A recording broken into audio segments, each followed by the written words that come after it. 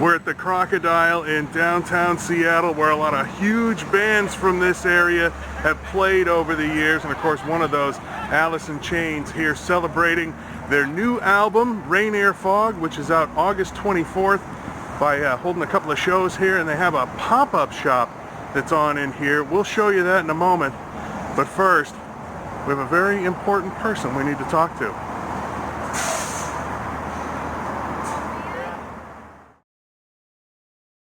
For this, sitting in the booth in our club, just looking awesome. Well, you're doing great. This is the moment we've been waiting for. Long-time Alice in Chains drummer Sean Kinney. Sean, appreciate you taking a few minutes to talk to me. Now, before we started here, you were talking about making an album the same way you always have. Tell me about that process. Yeah, I mean, we just do them for the same reason. We make them the same way we always did. We go in and try to get the performances. You know, technology's changed, and it can speed up the process, but you can also rely on it too much to fix everything that you're doing. We're not really, we didn't really come up that way, so we still kind of takes us longer. We kind of go old school and try to get the right performances and play the song all the way through and play the things, and then the difference is, instead of like cutting tape, if you were gonna do an edit or something like that, which people always did, you can try things and you can move things digitally, which is cool a little bit to see. We don't want to do that, but we try not to do that as much either. So we still make music for the same reasons and the same thing, and it's a selfish reason. We just make music that we like, try to make sure that we dig it, like the guys in the room, like, yeah, this is cool. And then we've been really fortunate that some other people liked it too, and allow us to do that after all that we've been through and all these years, and still support it. And it doesn't get lost on us, it's a pretty humbling thing. You can go anywhere in the world, for decades, and still to this day, and people will show up and spend the night with you and let you play your songs, and drop their issues and problems and whatever differences they may have. You don't even speak the same language, probably have different, people in the audience have different, probably, religious beliefs and ethnic backgrounds and all this stuff that can get in the way, and people, can use as a wedge to divide people and cause problems. And music and sports, that all goes away. And so I wish things operated more like what I get to be part of every night, because I know it's possible, like we see it night after night after night, and we got to travel the whole globe to do it. So it's definitely doable, and people go there and they just have a good time. They just sing and lose their shit and have fun, have a good time. Then everybody goes back to their life, and I think that's the coolest reward, to be able to kind of take part in that and be able to host those things. And it's a pretty great thing. When you're younger, you don't see things that way. You learn through life, and also all that's come and gone, and all the ups and downs that we've been through. It means more and more and more, especially time. And there's more of it. Started with trying to play the Central, some suburban guy getting old enough to try to, wouldn't it be cool if we could play the Central Tavern? That was the goal. And, so goalpost moves, so it's a pretty cool thing. I mean, this week's a little overwhelming. I'm glad it's at home. It's long overdue, and they're working us like crazy. I know you guys have had a wild week. Yeah, man, I'm running on about 2 hours of sleep. We were in Vancouver last night, but it's so great that all the people that are rallying around and putting all this cool stuff together, and opportunities, and Mariners, and baseball night, and one of those things you always think of your whole life, living in the shadow of the space, and wouldn't it be cool to play in there? They're like, sure, you can. I'm like, what? Really? Well, all right, we better do that. Take it off the list, so we got to do that the other night. And so, it's cool, man. It's really still exciting, it's still new, it's still cool, there's still things to be done, and we still go about it for the same reasons and in the same way. So, well, did you ever imagine that it would, like when you guys were young and just getting started, that this would, I mean, I know you still look young, but that it would go on this long and still be so huge? No, I mean, I don't, no. I mean, everybody dreams that, right? I mean, when you start playing an instrument or do whatever thing you're into, you know, I want to be the best, and I want to be a rock star, and I want to be, you know. But, you know, if those things happen, they're not really designed to last. They're not really built for longevity. And, you know, bands usually last about 5 years. And people's taste move, you know, they move on. You were cool last week. You're only shiny and new once, you know. You get one time to be new.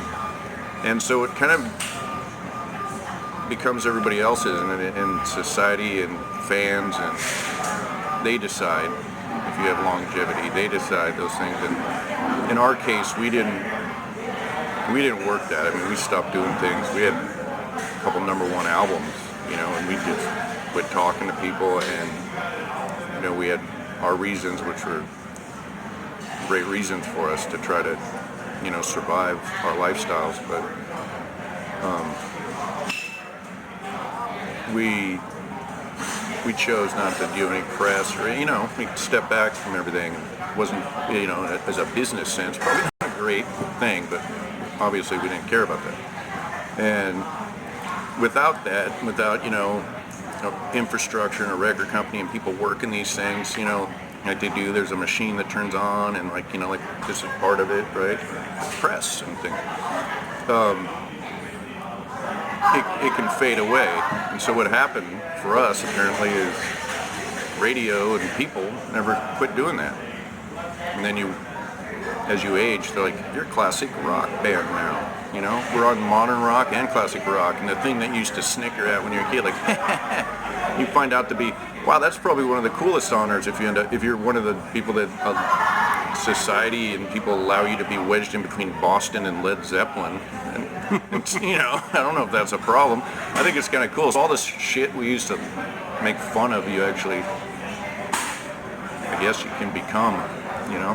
So now, just make fun of ourselves. Well, and you know, Susan was telling me you guys have a pretty wicked sense of humor. Is that, I mean, does that help when you're in those close quarters on a tour to keep things light? Oh yeah. I mean, the whole thing's fairly ridiculous, you know. I mean, I look at it this way. I mean, do you get into a tube and a staff of people drive you in your underwear and your bed to the door of the place you play? I mean, or go to work every day, you know? So that's kind of what it is, you know. You know, you get there and then there's food for you, and people, you know, and you go into a room and all these people came, and you get to do the thing that you love to do for, you know, an hour or two, and everybody has a good time. You hope everybody has a good time, and then they go, yay, and tell you you're awesome. I mean, it doesn't suck. But, you know, it's the 22 hours of getting to each place is the skill that you learn, you know, because it's hurry up and wait, hurry up and wait, hurry up and wait, run over here, go over here, watch out for this, go over here, stand in this room, stand over there, go to the airport, you know. So it's a lot of hurry up, wait, hurry up, wait. You're always rushing to get to a place, to be crammed into a place, removed from people as much as possible, that go to the next place, you know, and the whole thing is just geared for the one thing that we care about, you know, just getting to play our music, you know, and so not everybody's built for that, you know. That's the deal. I mean, I think it's like you get this gypsy kind of mentality for a lot of people that do what we do, and so that's a real bonding thing, because so many people I've had over the years, girlfriends and friends, and they've come out on tour for, like, you know, oh my God, it's so awesome, and they come out 3 days into it. I mean, they can stay at the hotel longer, just show up for the show, you know, eat catering when they want. They don't have to do any interviews or play or do it, you know. And 3 days into it, every time, 3 days, are like, I don't know how you do this, you know. Yeah, people don't realize it's work. Yeah, it's a job. Yeah, traveling's pretty grueling. So you got the gene for it, you know. You're not allowed to take a crap on a $2 million tour bus, you know. So, you know, I'm at home for a few weeks and your body functions normally, right? And then the second, I don't know how it works, but the second the bus showed up yesterday, body chemistry just changes. I was like, well, I guess that's that, you know. It's like trained little performing seals, right? Well, you're some of the best performing seals I've ever seen. You're some of Seattle's finest seals. Do you have any, I mean, you guys have obviously a huge body of work. Do you have any favorite songs? Like ones that you just love to play? Well, I mean, right now it's new ones that nobody's heard that we get to play because they're newer to us. But I dig them all. I mean, it changes. It can change by the day. So I'm like more focused on things we haven't played as much, and because of the legacy of the band and everything, you know, there's a large and growing chunk of music that you kind of, you know, in concerts you're gonna play. And we used to kind of shun away from that when we were younger. I remember when Man in the Box was became a big thing, and we wouldn't play it. And I remember the record company was just so angry with us, like, you know, they're just like, you don't want to play it, we're tired of playing it. And as time goes on, you learn a thing or two, and you also realize, you know, it's not about you really, you know, and you know, it's about the audience. And for a lot of these people, it's the first time they're seeing you. It could be the last time they're seeing you, the only time they're seeing you, you know. And these are the songs that allow people to want to come here, you know. So, you know, we just try to keep it interesting for us to a degree, and it really depends on how long we're allowed to play that night. You know, if there's a curfew at this and you go to 9:30 and the curfew's at 11, you know, building stops at 11 or whatever. So we try to shoehorn as many songs as we can, and we try to cover the entire scope of the band. You know, we try to represent something from all releases and all times of it. So, you know, we've never really relied on, you know, gags, you know, rock gags. We don't have extended drum solos and guitar solos, and we don't have pre-thought out speeches, you know, like during the shows, or hit your mark, you know. And we don't have pyro and cryo. And we just go out and try to play as many songs as we can in the amount of time that we're allotted, you know. So, well, the fans obviously appreciate that. So let's talk about the new album. I mean, I can't help but wonder. I have days where I'm trying to find 3 words to finish a story because I'm doing it, you know, every single day. Right. After all these years, how do you pull that magic out of the sky and put something together like that? I mean, it's built up over a period of time. It's, you know, it took probably 5 years in between, but, you know, it takes a year or two to make a record for us.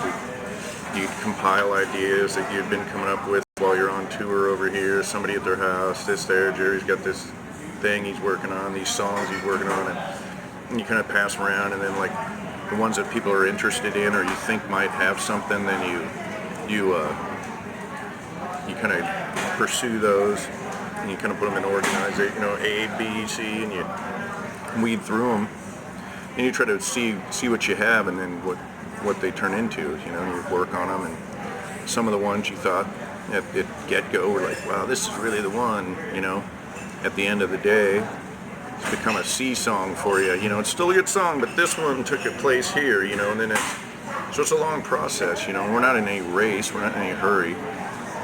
We're not a pop act, you know. We're not designed for the masses, and we're not beholden to anybody or anything, and we've always had the freedom to make the music we want, and we were afforded that early on by having good representation like Susan and lawyers that fought for the right early on. Most bands don't get to have that, and so in lieu of money back then, we made sure that we control what we want and can do what we want, pick our songs and our singles, and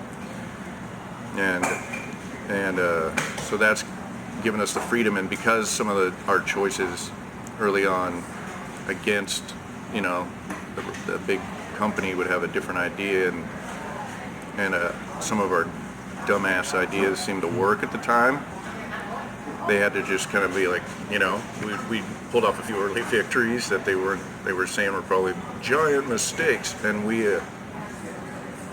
they worked.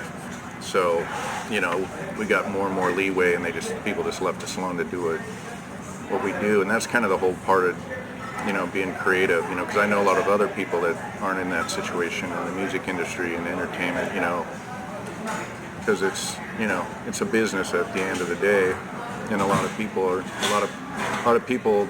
goes through a lot of channels on the way, so we kind of keep everything here and as close as we can, and then let it go. So we're just stoked to let people be able to finally hear this, because it's not ours anymore. It's not new to us. We made it last year. Nice. Well, what can the fans expect when they crack open Rainier Fog? 10 new songs. We have not re-recorded any of the old ones. These are all new ones, and I hope they dig them, and they can or not.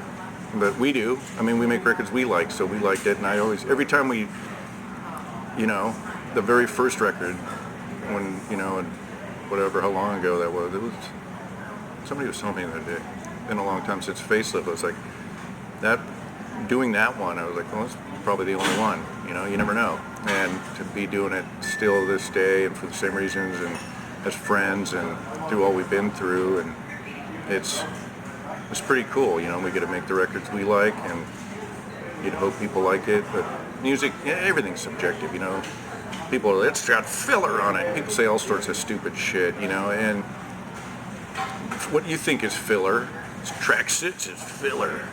The person sitting right next to you might think that's their favorite song, and it speaks directly to them, It's like, that's the cool thing about music. You can personalize it, it's yours, it's not ours anymore. And that's the cool thing. It's like, think tomorrow it's finally not ours, and that's a relief, because you make this thing and you do this and you labor over it, and it's like, oh, cool. As soon as it's done tomorrow, then we just focus on the performing songs off of it and putting them into being able to play them, and then hopefully things go, and then we may do it again, and and that's as far as we go with it, we'll get to that when we get to that, and if it feels right, and we're excited about, we think we have something we want people to hear.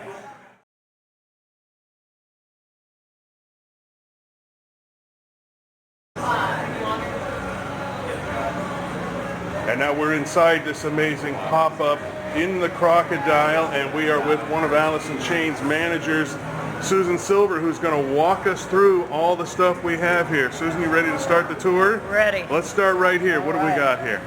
Here we have 4 original show posters from back in the day, and what I love about these 2 is they were opening for a wonderful band of friends called Mother Love Bone, and the singer Mother Love Bone, sadly, we lost. They got a new singer, and they practiced under the name Mookie Blaylock, and then that band became Pearl Jam. Unreal. Now, what do you know about this printing on the particle board? I'm going to introduce you to the masters that created this in the last 7 days, and they can tell you all about that part of it. Well, it is wonderful. They've actually printed these things on the particle board. I don't know how they did it, but it's an amazing feat of technology. A wonderful company called Astronauts and Poets. All right, and we got more stuff around the corner. This is Alice's first promo shot. Back in the day when I had another partner named Kelly Curtis, who then went on to manage Pearl Jam and still does. Their first single. I remember it well. Some of their original clothing from back in the 80s. And as you can see, always tongue-in-cheek with these guys.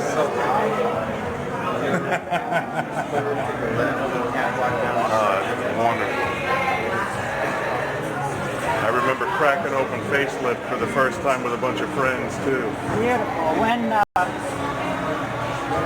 band signed to Columbia Records, this was the first album to come out, and the single was Man in the Box. Oh, I remember. As soon as I heard it, I was hooked. The first time. Quite a rip. That's when you wake up in the middle of the night thinking about it. it just keeps going and going and going. So what we've done is started in the early days and gone on to take you through the history of the band, the highlights and the difficult times which this band has faced many of over the years. Yeah, they've had some tough ones. What's next, Susan? Next, we have the astronaut and the poet. These are the people that designed this. This is Ryan from Como. Hey Ryan, how are Hey, you? doing well. How are you? Greg to meet you. Morgan, Kristen Robinson. Nice to meet both of you. So what I am most curious about is how you managed to do the printing on the particle board. Well, we have a great source here in town, a company called Graphics Inc. And we had seen some pictures, just from design inspiration and trying to figure out how we could get graphics on hard materials. So we sent him a picture and he's like, yeah, we could do that. Had a machine that could pretty much put anything through there. And so we just went for it. It was kind of a one and done, sort of cross your fingers and cranked it out. Well, it looks amazing. How did you decide on the particle board as a backing material? Well, we thought, with an institution like the Crocodile and the texture and everything was here, it just seemed like a natural fit to do something that was visceral and natural, and it just was, quick and cheap, and we were able to pull it together really fast. Oh, and it does fit in very well. Yeah, it all came together really naturally. How about, how long did it take you to put all this together? We're not going to say. We did it very fast. Well, it looks terrific. It was a pop-up. Well, and the idea of a pop-up is to do it quickly, right? That's right. Yeah. Well, as you can see, they're lined up out the door waiting to get in. Yeah, it's really exciting. Yeah, they're going to absolutely love it. Greg, Cool. thanks for that. Oh, you bet. Appreciate it. Thank you. Nice to meet you. This was a pivotal moment, more theater show, which was then captured on, back then, VHS, and bundled with the record, and that blew the numbers out the door and put the band on the map. What I really want to stress, Ryan, is that people don't know about these guys is they have a wicked sense of humor. This was their first MTV Headbangers Ball interview. The place that they did it was in the Hollywood Hills in a burnt-out mansion. And as you can see, why not roll with it? Why not? This was one of, I don't know if your viewers can watch that, but Van Halen tour, their first big tour, they surprised the guys who did, Van Halen did their own duck walk across the stage and then turned around to find, hello. Oh, that is hilarious. Hey, I'm still wandering This Phil- toward, we got the, Phil Staley, Lane Staley's dad. Oh, hey, Phil, Kenny. very How are nice you? to meet you. Yeah, I'm well. oh, yeah. How are you? Ryan Yeah, from good. Well, Phil, do you mind if I... I promise I didn't set that up. Yeah, no, that was true. Do you mind if I ask you a couple of questions? well, go ahead. Yeah, I appreciate that. I Tell can me totally... how to your body Yeah. No, you stick with me. What? Go I ahead. can totally see the resemblance, too. Oh, can you? Yeah. So I obviously have to ask you what this means to you to have, such a great tribute to your son and his fine work. Yeah. Well, it means the world to me. I'm totally impressed by, what Susan has done and all her crew and everything. And it's just, I'm proud of Lane. I'm proud of the group. I'm proud of their sustainability or whatever, hey, they're still there. They're still touring. They're still making records. I couldn't be, and they're all clean. They're all sober. They all look good. Couldn't be prouder. Yeah, and William, I think, has done a terrific Yes, job, terrific stepping job. into big shoes. The big shoes. Yeah, big shoes. Well, and let me ask you, what's your sense of the big shoes that Lane left behind? Well, of course, I'm pretty biased. As far as I'm concerned, there isn't nobody that's going to match him. But, the group has done a wonderful job. William's done a wonderful job, and like I say, I couldn't be prouder that the group is still carrying on. I love all those guys. Love them. I text, I still run texts with Jerry and Sean on the road, so we've been close. We're family. Yeah, family. It's always been a family. Always been in touch with her, my girl Susan, Yeah. That's terrific. Yeah. So the last thing I want to ask you too is, last question. you know, Last question. I'm a We better father. get- we better get You Phil. what? I'm a father. You're a father. When your son tells you, "Hey, I want to be a rock star, Dad," what do you say to him? I'll go for it. You know, because I want to be a groupie. You know, you know, hey, I mean, I've met people that. Larry is the tour mascot, carefully taken care of by Todd Schuss, who has been with the band as long as I have. And you can meet Larry and follow Larry on his own Instagram account and see just what Larry has chosen for his fashion statement on any given day. You never know. And how long's Larry been with the guys? This is Larry's new, this album cycle. He has joined the fray. I hope he doesn't regret it.